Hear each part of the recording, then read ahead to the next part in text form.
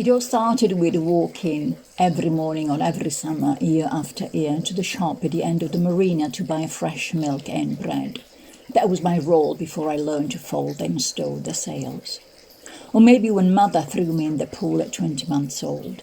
Or maybe when water became the safest place after the earthquake in 1976. And I've followed water ever since.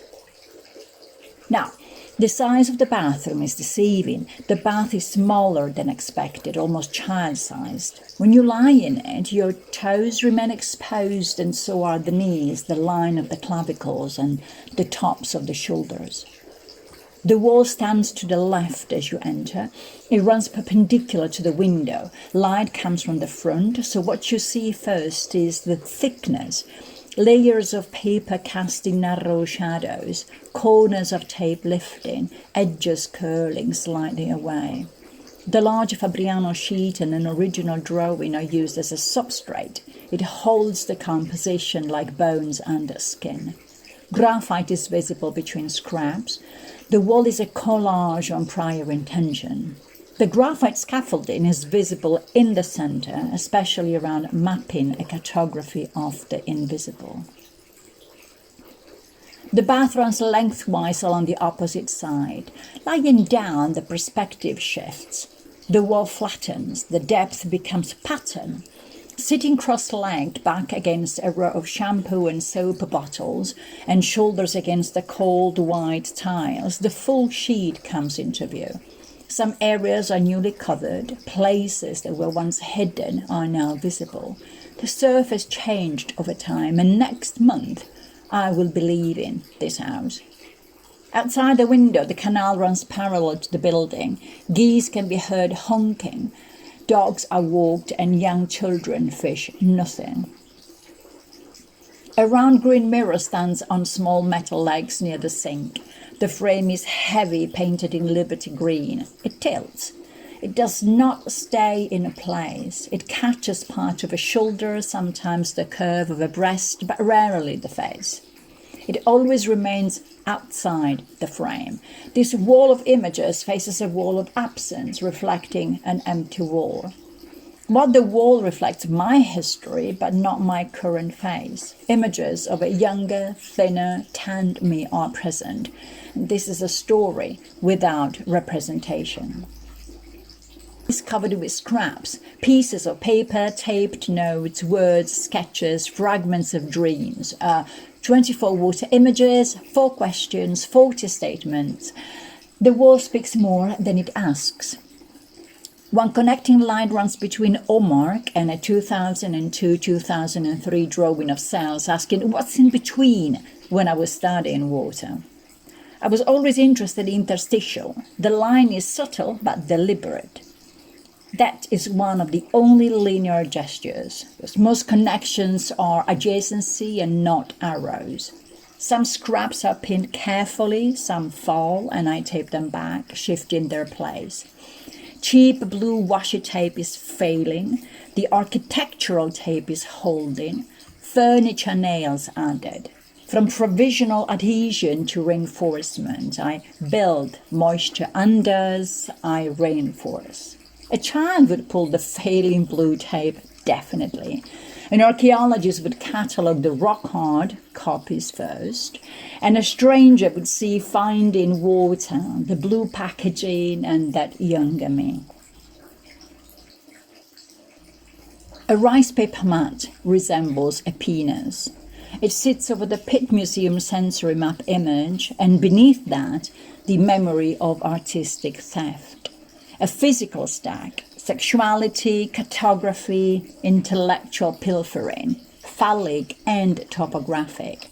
It floats, and it is not hidden. The top is at 202 centimeters, and the bottom 41 centimeters are empty. Almost half a meter of deliberate or accidental silence. I'm irritated by that emptiness. The wall has a lower horizon line that remains untouched. Why? Well, call it spatial appetite. Still, it keeps the whole from drowning.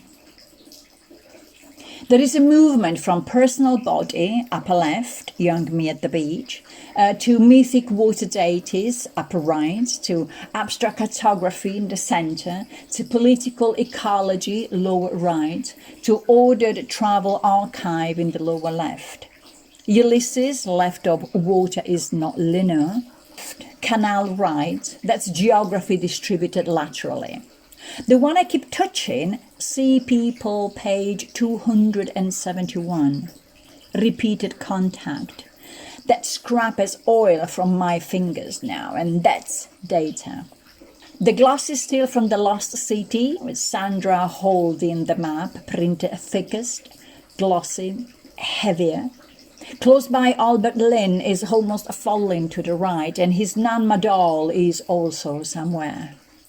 The oldest scrap comes from a journal page dated 2018 to 2019. Apparently impossible, quote unquote. The symbol is already there, penciled in the margin, but the name paleophenomenology would only appear years later. Latest edition, Cosmogony of Flow.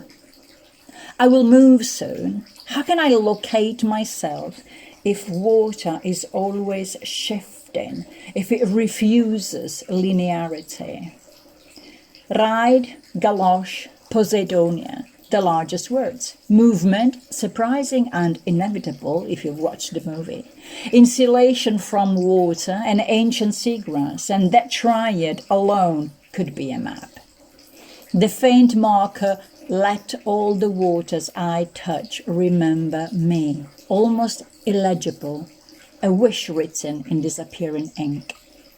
Center, incantesimata, in pink, under a spell, linguistically intimate. Upper 2/3 are almost saturated and lower right loosens. Lower left consolidates into a grid of photographs, ordered, nearly archival. Horizon images, sea blues and sky bands, text cluster and words layered, mythic figures, keys and trident, water photographs and disciplined grid of book covers and travel images. Spiral, Nims Island, how does one become so many? If someone else has made it, I'd say a novelist, not an academic, not a cartographer, a novelist. Next month I will leave, and last week, after 13 years, I realized that the pub opposite is called navigation. As a person who has been living inside a map, I suddenly noticed the map outside the door. Before last week, this was a working surface, and after that moment, it became evidence. So this wall is not about water.